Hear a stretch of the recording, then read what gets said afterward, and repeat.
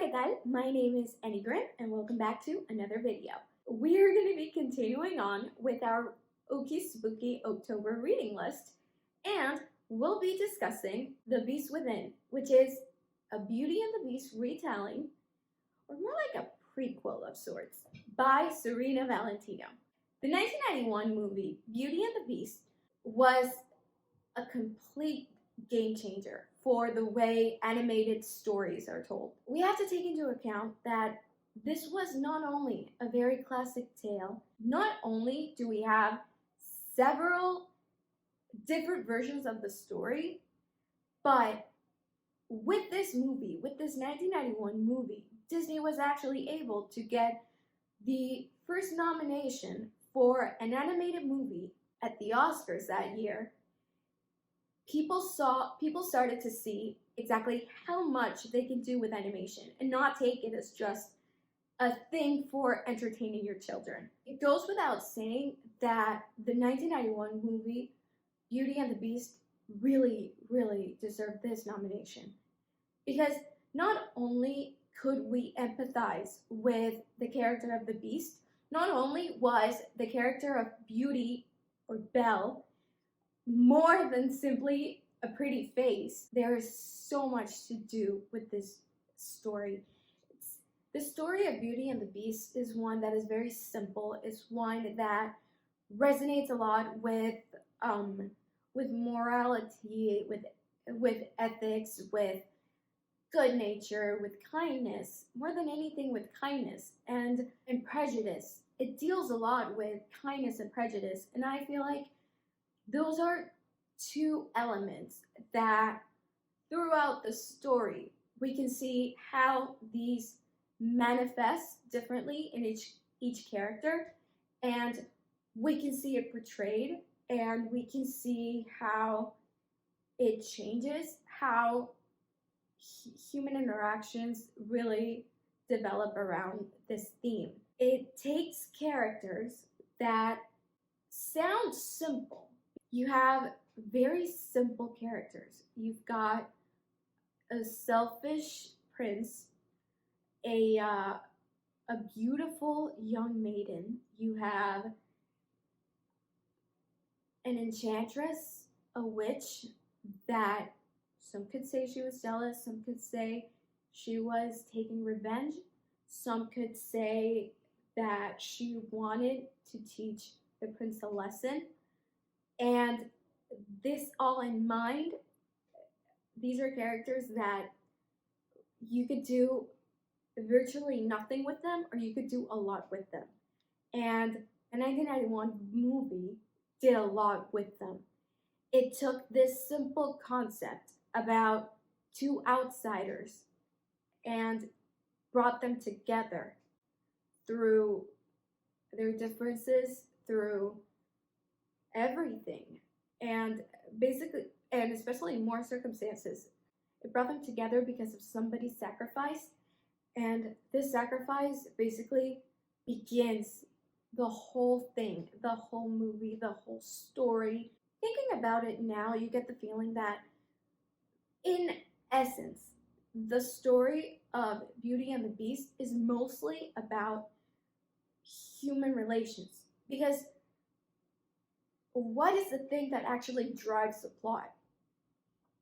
It's Belle's sacrifice to save her father and stay with the Beast herself to avoid her father from becoming more sick or being treated completely unfair. It's about the Beast learning to not see or not focus on somebody's outside appearance and judging them by it, and learning to not only become a better person, but to also start seeing himself in a different light, start appreciating the things he can do, appreciate the people around him. At the end of the day, the reason why this story is so timeless is because its main theme, human interactions, human relationships, is something that never or will never really be over. Humans are social creatures by nature, so we do need to interact with each other. And this only goes to show that we all need some support and we all need somebody, and maybe at the moment we don't really understand, but it's always good to have somebody by your side. And yeah, I went on a little rant there, but okay, so let's get on with the show. Okay, now let's talk about this novel. Now, this piece of literature actually, I came across it during Amazon Kindle scavenger hunt, where I was looking for the next Disney retelling or fairy tale retelling that I could read, and I came across it, and the fact that it was a Beauty and the Beast retelling where basically you get to learn the backstory of the Beast, or the Prince in this case, in a much more detailed way than what we get to see in either movie. It was super appealing to me because that's what I wanted. I wanted to know what was going on in the Beast's mind. I wanted to know what was going on inside his head before the curse, during the curse, when Belle came into his life. What was going on? And the promise of it was super attractive to me. That is why I picked this piece up. And let's just say sometimes what we want or what we think we are going to get isn't exactly what we get. Without further ado, let's discuss the good, not so good, and nitpick, because there's a lot. There's a lot to nitpick with this one. The plot around this novel actually revolves somewhat around a prequel level, somewhat not. It's very weird. The pacing is a little weird. The timeline is super messed up. At first, you start with the Beast already in curse form, and we are basically in the scene before Belle walks into the West Wing for the first time. So before the whole wolves thing and whatever, and you start to get like his thoughts. He knows that she didn't want to have dinner with him, and he remembers saying, well, if she's not going to eat with me, she doesn't eat at all, whatever. And then we are in the West Wing, and we are in Beast's head, and we are pretty much waiting for Belle to appear with his thoughts about the evening, like all throughout, how she sacrificed herself, how she's so beautiful and she will never notice me, how, that sort of inner monologue. And next chapter, or next thing you know, we are way back in time, before the curse was even mentioned, before there was even the necessity or whatever, before any curse was mentioned. And suddenly Gaston is our best friend. Mind you, this whole time, the prince doesn't have a name. Remember how in Mirror Mirror, we actually get a name for the prince? Like, he wasn't referred to as only the prince. He was referred to as Henry, because that is the name that the author gave him for the purpose of the story. Yeah, that doesn't exist here. He's very much, for 99% of the book, referred to as the prince. And the other 1%, the beast. We never get a name.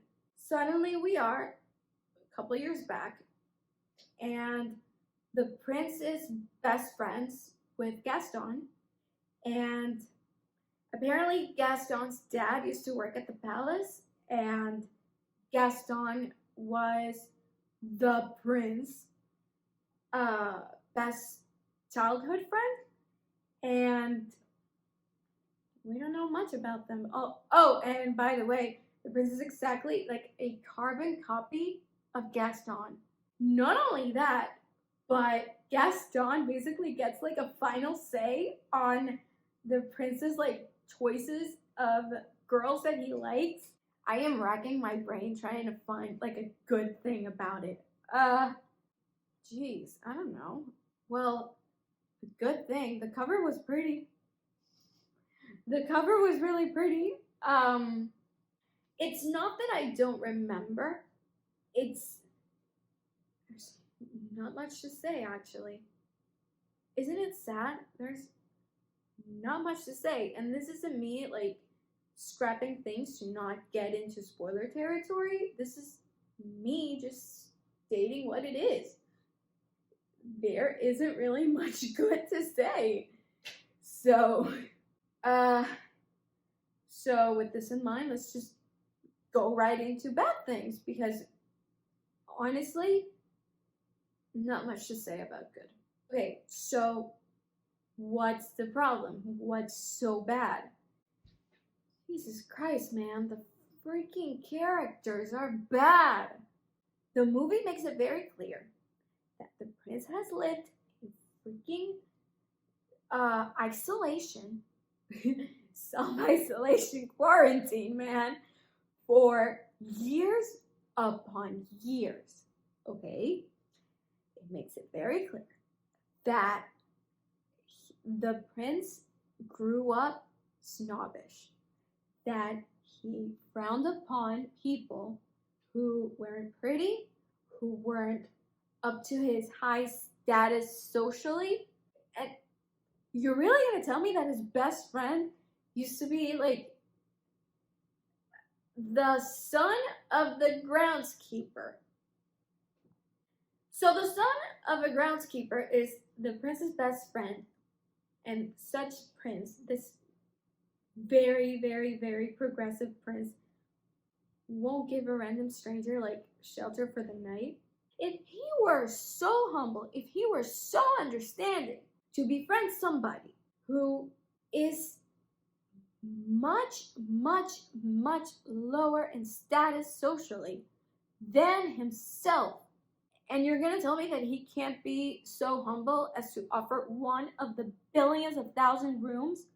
The book makes it very clear that the characters weren't really in control of their own actions, because apparently, remember that scene in Hercules where you've got the three fates? I think that's what they're called, the ladies with that they shared the eye. So this novel is actually part of this series of books that basically revolve around these three figures, but they're not the Hercules witches that you know.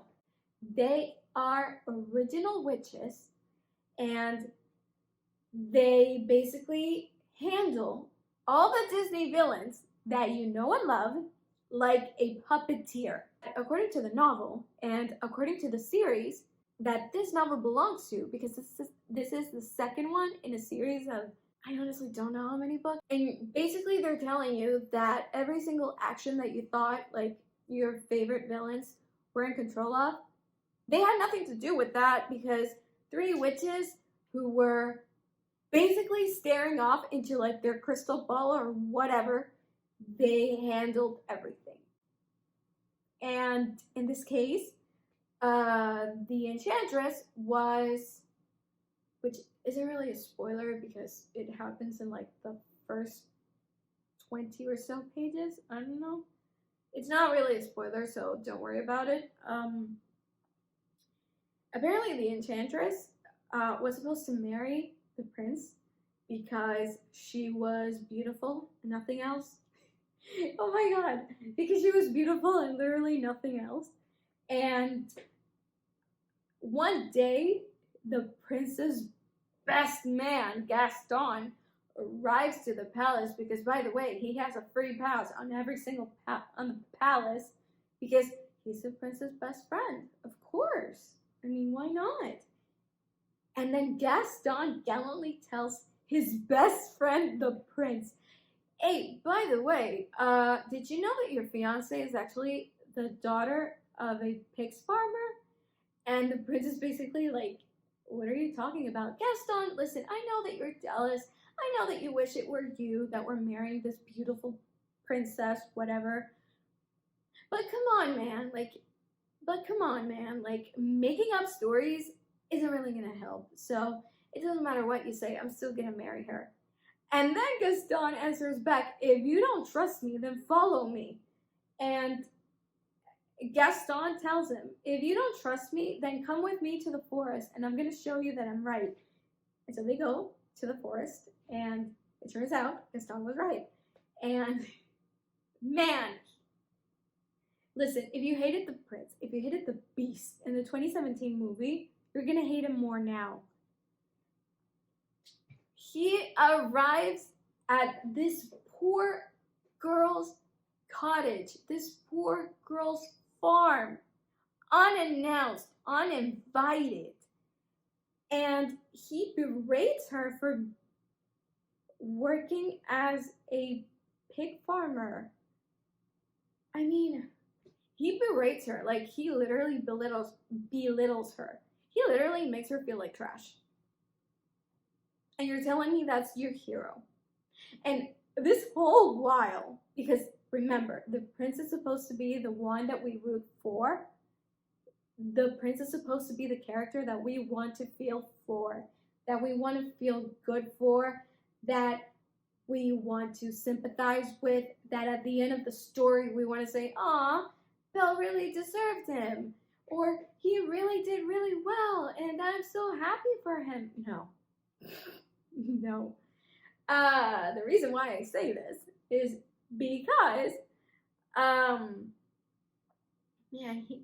this whole time, like, oh my god, like, while the prince is berating this poor girl just because she is of a lower status than him, his best friend, Gaston, the man that basically has no care whatsoever for anybody but himself, okay, that calls his supposed best friend in the movie, LeFou, which by the way means the fool, as his little servant, his little minion.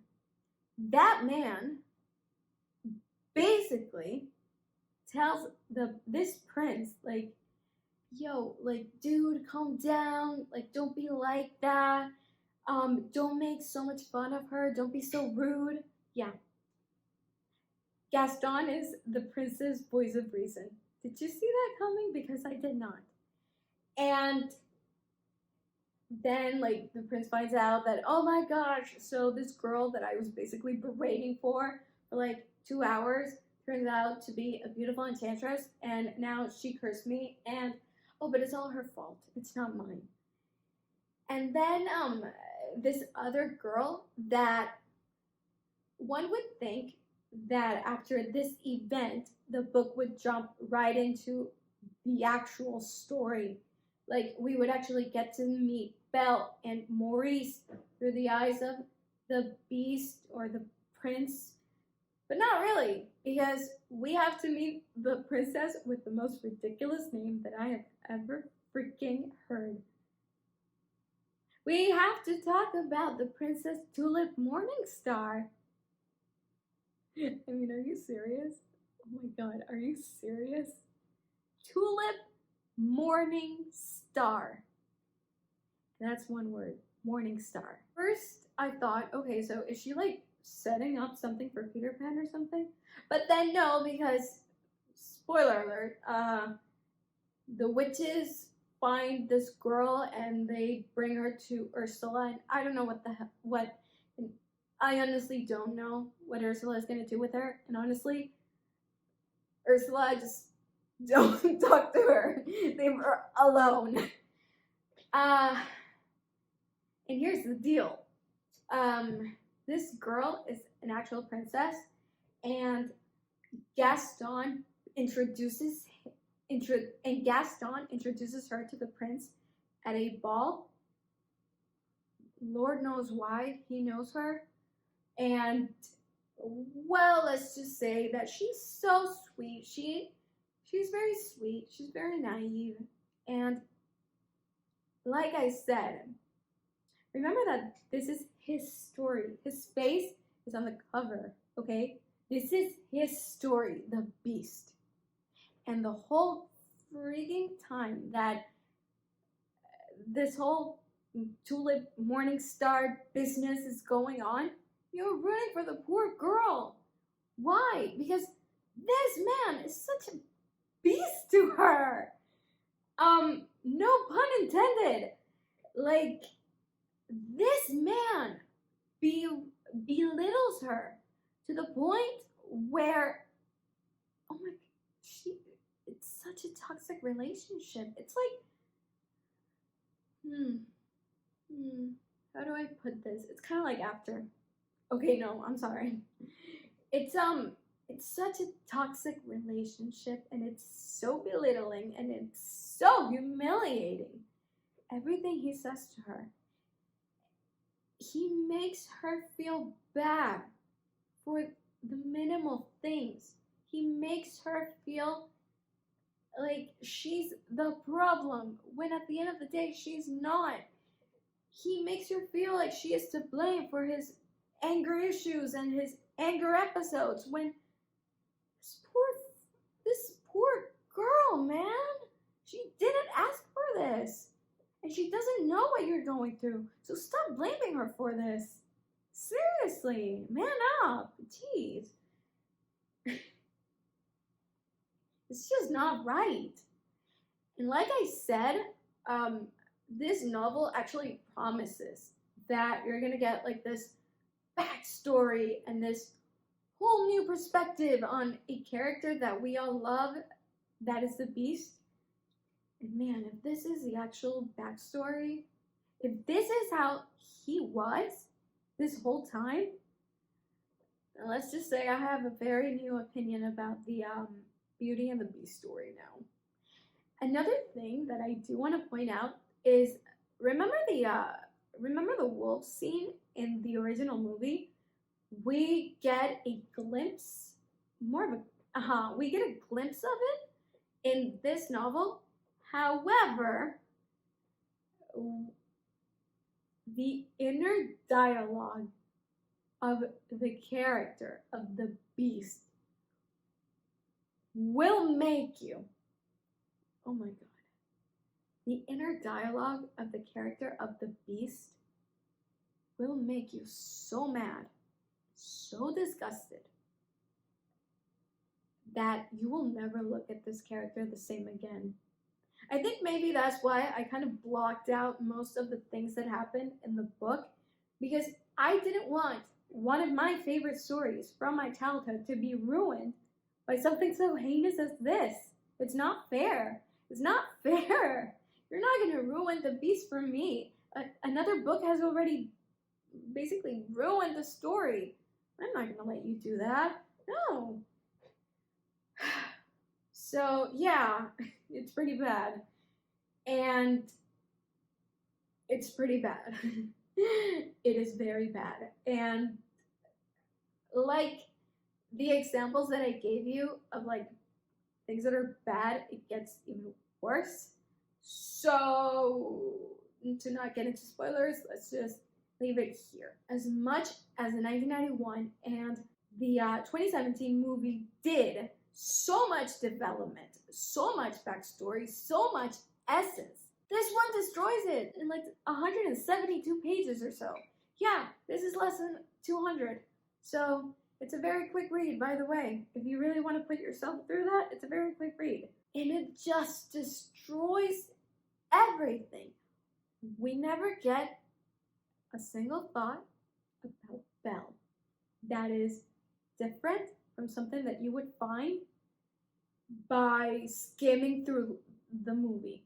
Like, basically, the last 20 pages of this one, it's like you're fast forwarding through the movie and not really paying much attention and just hearing like every other scene. There is honestly not much to say about this one. because it doesn't do anything new. It doesn't add anything. More than anything, it just subtracts. It subtracts from the actual story. It doesn't develop it. It doesn't challenge it. It doesn't do anything. I'm just really mad that I actually read this. More than anything, I'm just mad at myself because I expected something more, and what I got just wasn't worth it. I am so disappointed. I am so disappointed. I'm not mad, just disappointed. And I was not really expecting that. I wanted to believe that it was good. So that's my view on this one. That's my view on this story. Listen, if you're somebody who wants a quick read about the Beast or the story on Beauty and the Beast, sure, I guess you could read this one, but then again, just watch the movie. I swear, just skip this one, watch the movie. It's 90 minutes of your time. It's not going to take too long. And the animation is beautiful. The story is beautiful. The characters are beautiful. The whole shebang is beautiful. You're going to enjoy that. And it's going to stick with you more than anything this one did in like 100 and so pages. Trust me on this one. So that will do it for me today for this video, if you liked it. So that will do it for me. So that will do it for me for this video. Like, comment, subscribe, whatever you want. And I will see you on the next one. Bye-bye.